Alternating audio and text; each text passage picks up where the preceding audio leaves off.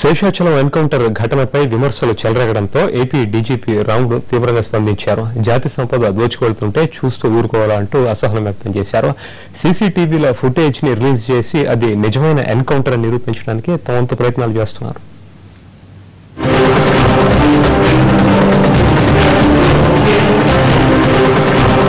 Seshachalam encounter పై విమర్శలు ఆగటం లేదు. అటు రిలీజ్ చేసిన సీసీటీవీ ఫుటేజ్ పైన ఎవరికి నమ్మకం కుదరటం లేదు. కానీ ఏపీ డీజీపీ మాత్రం అది పక్కా ఎన్కౌంటరేనని చెప్తున్నారు. బస్సులోంచి దింపి ఎన్కౌంటర్ చేయాల్సిన అవసరం పోలీసులకు లేదన్నారాయన. ఎప్పుడన్నా ఇది రియల్ ఎన్కౌంటర్ అనడం జరిగిందా?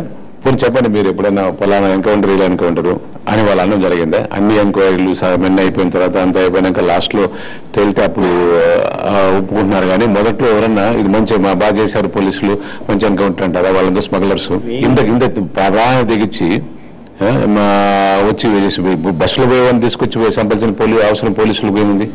గత 6 నెలల కాలంలో పోలీసులు 5,000 మంది ఎర్రచందనం స్మగ్లర్లను అరెస్టు చేశారని, ఎన్కౌంటర్ పై వస్తున్న ఆరోపణలన్నింటికీ విచారణలో సమాధానాలు లభిస్తాయన్నారు జేవీ రాముడు. అట్లా ఇంతమందిని ఇప్పుడు మా జైల్లో మీకు తెలియదేమో, దాదాపు మా జైల్స్ లో ఇప్పుడు ఆంధ్రప్రదేశ్ జైల్స్ లోని 6 నెలల్లోనే దాదాపు 4,000-5,000 మంది అరెస్ట్ అయ్యారు.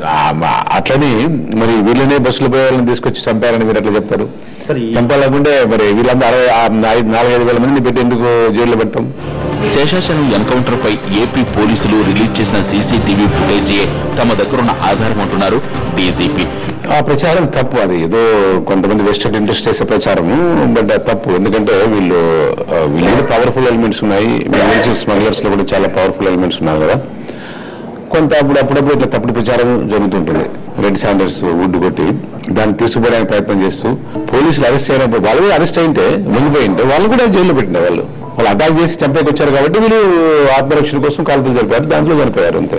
ఎన్కౌంటర్ విషయంలో ముప్పేట దాడి జరుగుతుండటంతో డిఫెన్స్ లో పడ్డట్టు అనిపించిన రెడ్ స్మగ్లర్ల విషయంలో వెనక్కి తగ్గకూడదనే నిర్ణయానికి వచ్చినట్టు తెలుస్తోంది.